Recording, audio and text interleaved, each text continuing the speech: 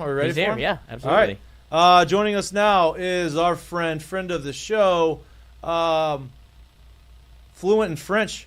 I would imagine. Oui, oui. He spent that time there. Fletcher Mackel. He should be fluent in French. He lives in New Orleans. Fit in just perfectly out there in Paris. Fletcher, welcome back to the homeland. Welcome back to our show, Talking Saints. You look great as always. Walking us around the studio. I love that. Wow. I'm trying to find a good location here and not bother people that I work with. I was going to go outside, but then they had sirens and all kinds of stuff. I apologize for always doing this on my phone. So I'm sorry, but no, you're I good. at least found the studio. I at least found the studio lights here to help myself out. Selfishly, maybe I'll look a little better under the studio lighting. No, you look great. Look, before we get to the Saints, just take this thing all the way to the broadcast desk. That's it. Before we get to the Saints, excuse my salt gun. We have some wasps flying around here, so I have this for my protection. So just excuse that. He's well within his rights to carry. Yes, But look, before we get to the Saints, obviously you were in Paris for 3 weeks. That had to have been an awesome experience. We talked to you a little bit while you were there. You are now back. You've had some time to reflect on it. How cool was that experience for you? And what was one of the moments that you can remember the most? Yeah, it was a once in a lifetime deal, to be honest with you, Mikey. I mean, I don't know if I have a vocabulary expansive enough to talk about how awesome it was. It was a lot of work. I wasn't on vacation, but still I was there covering the Olympics in one of the greatest cities in the world that felt like a fairy tale walking around every day. The last time we talked, I think it was 2 or 3 weeks ago, right when I got there. And I wanted to be outside, but the Wi-Fi was just not good enough. So I had to go back to my hotel room, and you got like my closet in my hotel room. But everything, every day was amazing. The food was amazing. Paris did a great job with all their venues. The Eiffel Tower Stadium, the Grand Palais had fencing. I got to cover the men's basketball, the game against Serbia, and then the gold medal game. I think if I had a real moment, it was interviewing Katie Ledecky. I think sometimes, we can take for granted that I get to interview NBA players and go to NBA games and go to NFL games and go to the best college football games, like when LSU's in the playoffs. But I'd never covered Olympics, and I look at some of these people and have seen them for years. So I was there when Ledecky swam the 1500 and lapped everybody, and then got to interview her after that. So that was one of the cool moments. And then being at Eiffel Tower Stadium, it was breathtaking on TV. In person, it was amazing what they did, putting a 13,000 seat outdoor arena at the foot of the Eiffel Tower and watching the LSU players, Kristen Dunst and Taryn Cloth, play. I think, bad draw for them. That Canadian team ended up winning silver, but I think they'll be back in 28, and they were great in the highs and the lows. So again, all of it from top to bottom, 23 days in Paris, life, work. It was a once in a lifetime thing that I will be grateful for my bosses for sending me to forever. Very much deserved, man. I was fired up to watch you do it. We enjoyed watching the Olympics. It's always nice to watch people that participate in the Olympics, but also watch people that be able to cover the Olympics. So it was really cool for you. Much deserved. Now you're back in your homeland talking about the New Orleans Saints. Now there's a lot to be, there's a lot left to be desired from last year's team. They ended up 9-8. The offense was clunky for a majority of the season. They finished the season off strong. Had a lot of guys, had some drama with Michael Thomas. You had a lot of things happening. New offensive coordinator, new roles. Taysom Hill is in a completely different role. It feels like he's going to be utilized in a way that he hasn't been utilized yet. What has been the early thoughts on the new coordinator, on Clint Kubiak, and how he's brought, kind of a San Francisco-style offense to New Orleans? So one, getting back and getting hit with the suffocating heat of South Louisiana, made me realize that I was no longer in Paris covering Olympians, and I was back, here covering football. And I'll say this, since I've been back, I feel like the Saints are super middle class. That I feel like the low water mark for them is probably 7-10. They're too good to be bad. They just are. But I don't know if they're good enough to be elite. Yeah. So I think, like a lot of the NFL teams, which is what the NFL wants, a hyper-competitive league, unlike Major League Baseball and the NBA at times, they are middle of the pack, and they're probably going to end up 9-8, 8-9. They could slip to 7-10. They could grind out a couple of games and get to 10-7. I mean, look, last year they went 9-8. And I think back to Green Bay when they blew a 17-point lead and Groupie still had a chance to win it on a field goal, and they lost that game. And then Jacksonville on Thursday night when Foster Moreau had an opportunity to make a catch that would have helped them win that game. I mean, those two wins right there make them 11-6 and put them in the playoffs. So again, I just think they're not one of the upper crust teams of the NFC. They're not the Niners. You know, they're not Philadelphia. They're not the Lions. They're not Dallas. You know, they're not the Rams, who I think are going to be pretty good this year. I think I can make an argument for them at 6 or 7 in the NFC, but I could also be convinced that they're 8, 9, 10 in the NFC.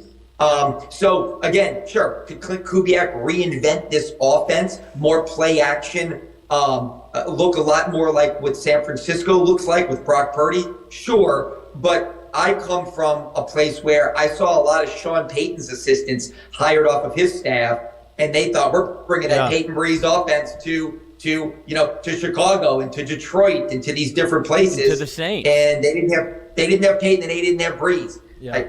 I don't know if Clint Kubiak is Kyle Shanahan. Again, I'm cautiously optimistic and hope that they're going to be okay, but my heart of hearts tells me that they're probably going to be a middle-class team.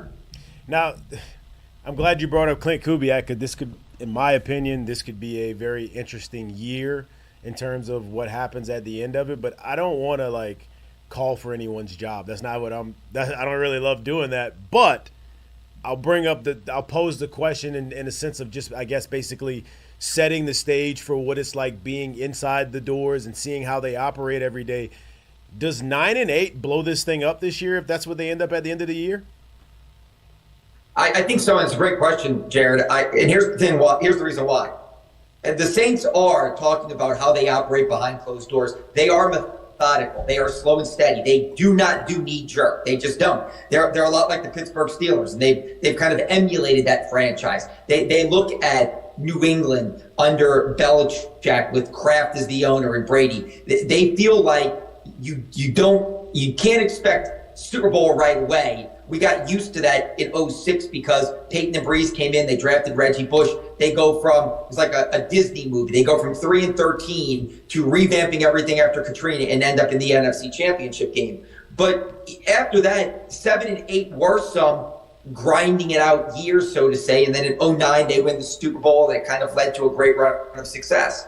I could see there's something tangible about, okay, Dennis Allen's first year, they went 7-10. Last year, they go 9-8. If this year they get to 10-6, or 10-7 or 11-6 and win the division, they've got at least a body of work to say it doesn't happen overnight. Slow and steady wins the race. We had to build this after Peyton and Breeze left, and we have now come through the forest, and we now see the clearing and are ready to go. I could understand that and swallow that and buy into that. But what I won't be able to buy into, and it would be hard, to sell the fans on, is 7-10 to 9-8 and 8-9 and 9-8 again. No improvement. I don't know if you can say, boy, we just need another year in Clint Kubiak's system. Boy, Derek just needs another year. Mm-hmm. I do think there would be some serious conversations that would had to be, brought about if they are no better than what they were last year. Now, I'm not saying they've got to be, 14-3 this year, but I think there has to be improvement. Mickey Loomis last year came in with his notes talking about Bill Belichick and Tom Landry and Chuck Noll and all these coaches that needed 1, 2, 3 years to turn their franchise into something special. And he was talking about Dennis Allen and that kind of same, umbrella of coaches, which you're talking about some of the greatest ever. I don't know if Dennis is going to get there, but in year 3, I think you need to see a playoff appearance and another step forward. And if you don't, you have to question, is this the right coach? Is this the right quarterback? Are we going the right way with the right people? Because they've already got a lot of fans teetering on the brink that are ready to go to the exit sign, not dive in with this team wholeheartedly. Yeah, if Dennis Allen just reels off 21 straight wins, he'll be back to 500 as a head coach. So right there with Chuck Noll and Jeff Landry. Was that your question? No, but okay. I just that was one of the most unbelievable things that Mickey Loomis did. Like, you're just gonna ignore what he did in Las Vegas, and the smacking of the gum. Yeah, that was and the smacking of whatever. The gum. But that was I think one of the things that if we look back and this goes sideways, oh, that's on the DVD. Well, right. And here's the thing: I did think there was a hard part for me to reconcile was Mickey, and I thought that was as open as he's been, was talking about we've got to get, we've got to make things a little bit more uncomfortable, is what he said. He goes, things have become too comfortable, and we've got to make it uncomfortable. Yet he was wearing like a go-out shirt and smacking gum the whole time. I did. He didn't mean for him. He didn't mean for him. I'm good. Right. I felt like, speaking of comfort, But I do actually have a question. You mentioned winning the division. That's obviously something the Saints have kind of hung their hat on with a weak NFC South. But now when you look across the league and look across the NFC South, it looks like Atlanta has kind of looked around the room also and said, we're going to get better and we're going to win the division, when that used to be what the Saints were doing every year to try to get one or two pieces to get better. Do you not look around and go, no, maybe the Falcons see that the Saints aren't what they used to be, and this is our opportunity to win the league?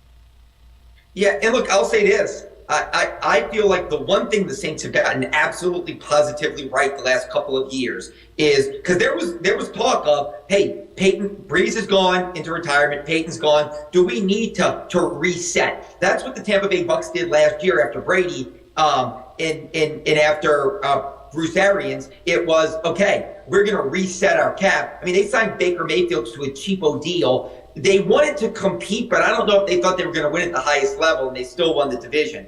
The one thing the Saints have gotten right is the NFC South is trash. I mean, it's bad. And so they knew this division was very winnable. There was no Eagles, Niners, Lions. There wasn't some alpha team that they knew, hey, we are hamstrung financially. So I do think they read the landscape of the division and said, hey, this is ours for the taking. And I think Atlanta looks at it like that right now, that I think Tampa has hit their ceiling. I don't think they're getting any better. I like Baker Mayfield. I like Todd Bowles, excuse me.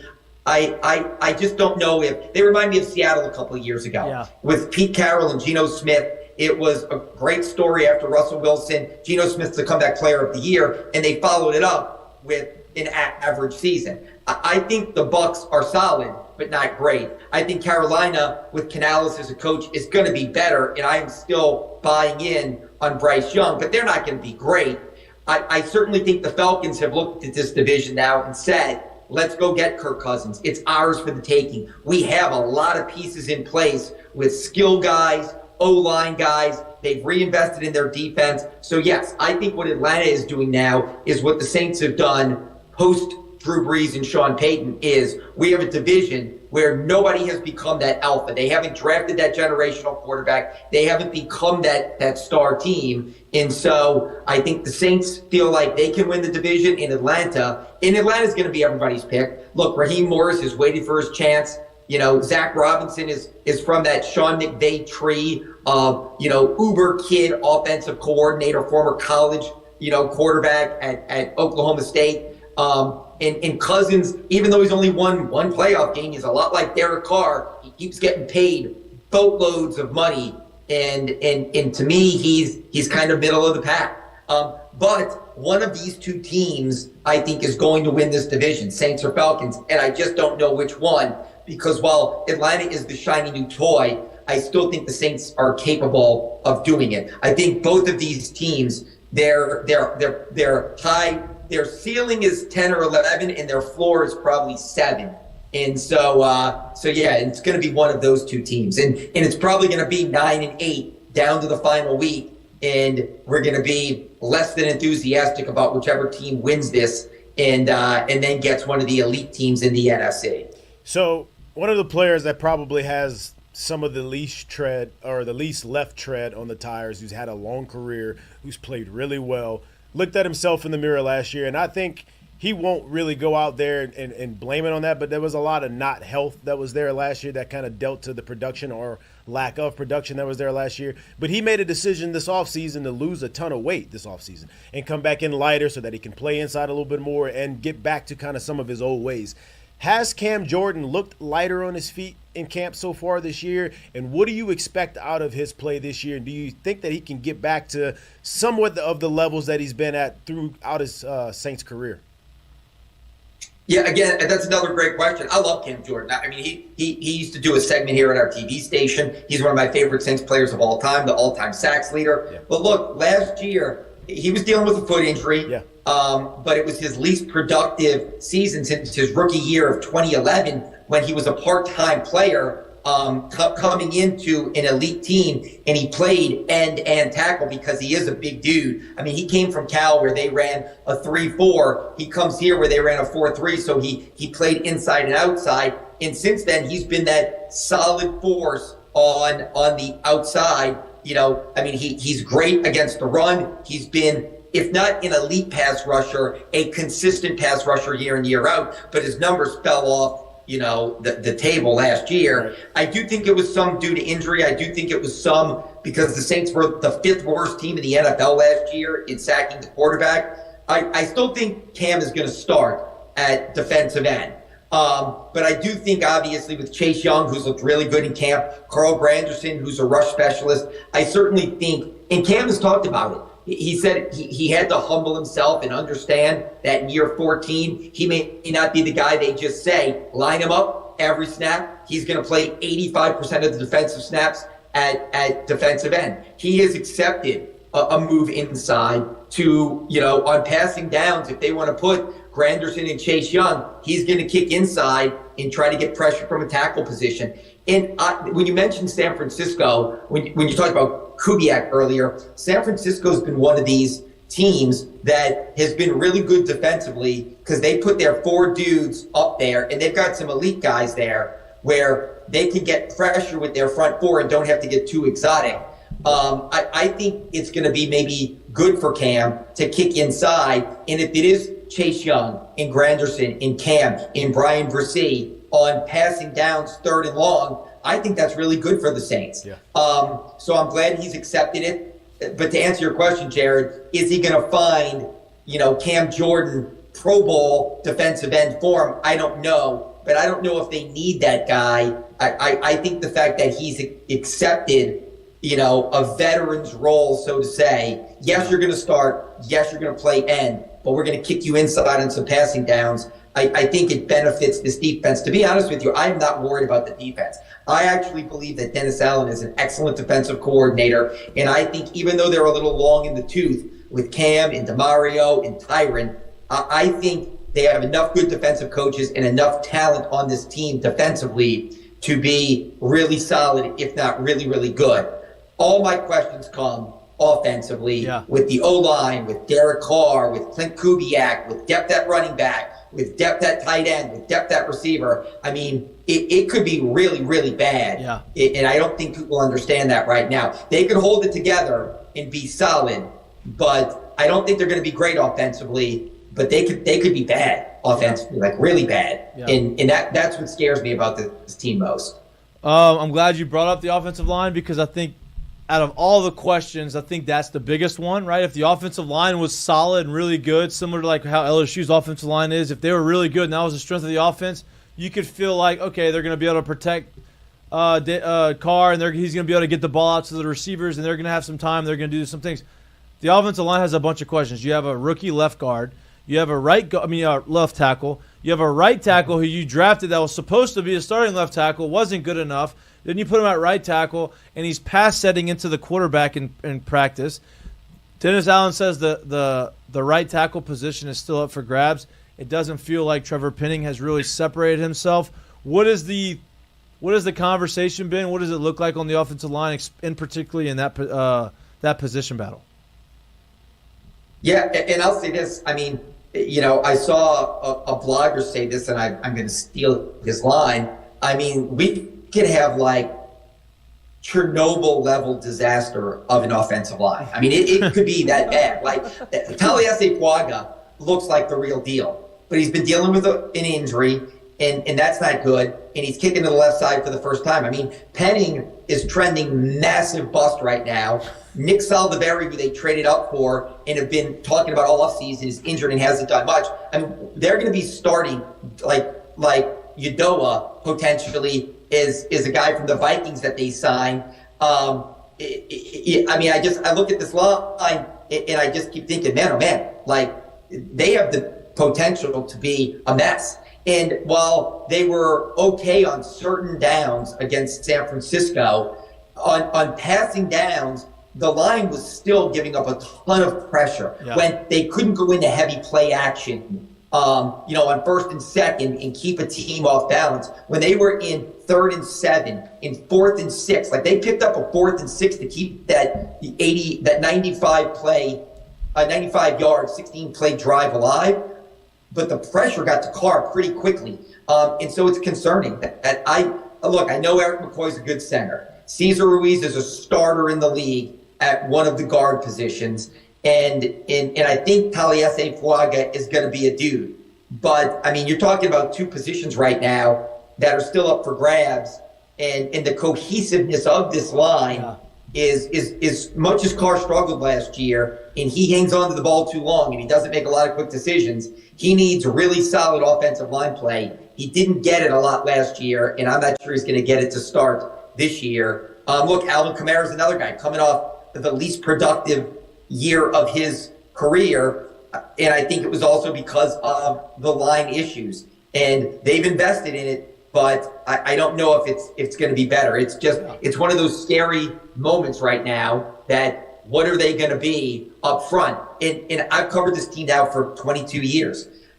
Some of these concerns, I can go back and I can say, well, look, in 2006, Sean Payton had massive concerns. They were a disaster in the preseason with Drew Brees. John Stinchcomb, everybody thought was a bust, and then he ended up going on to play 10 more years as a starter and an anchor on the Super Bowl team.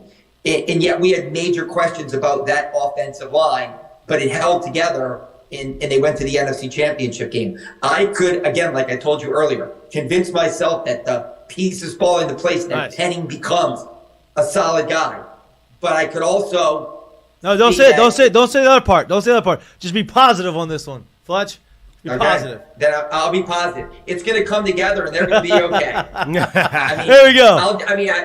I'm lying to you saying that, but if that's what you want to hear, I'm happy to say it. No, I'm just messing with you. This can all come together if you put Taysom Hill at right tackle. Listen, Taysom Hill's doing everything. Right. I'm excited to see how they utilize him. Obviously, that looks good. It seems like they're going to have to utilize him in the backfield because it doesn't seem like Kendre Miller wants to play football. I mean, the way Dennis Allen talks about Kendre Miller, I mean, he's right, though. I mean, look, Kendre Miller came in with injury concerns, and he missed 10 games last year. Look, you see it. When he plays last year in the preseason, he flashed. Last year at the end of the season when he played, he flashed.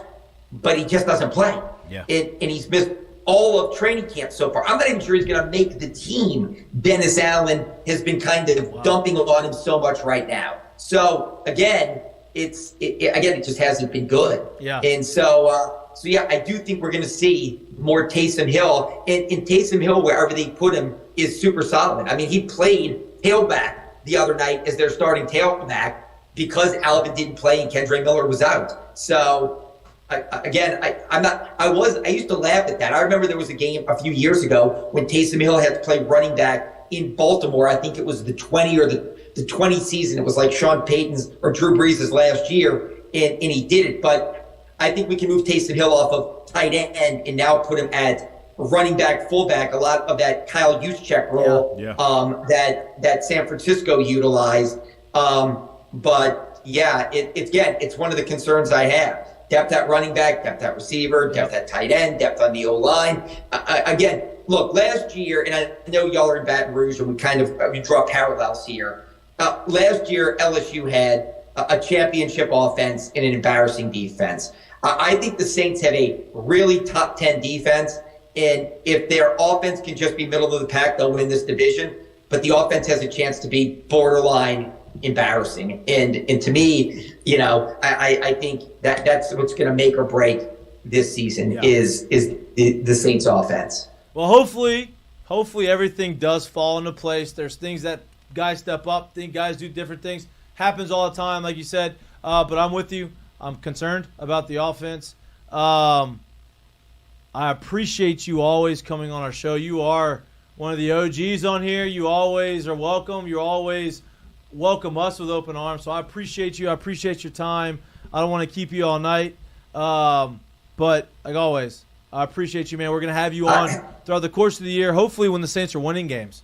Oh, then he won't come on very often. And you know what? I'm going to get like my old COVID headset out so I have a better microphone. And I promise I'll get the tripod out. No. I feel like, sometimes doing Zooms, I'm back in the COVID days and I got to go dust off, like the tripod and the microphone kit and break it out. And so nothing, it's funny.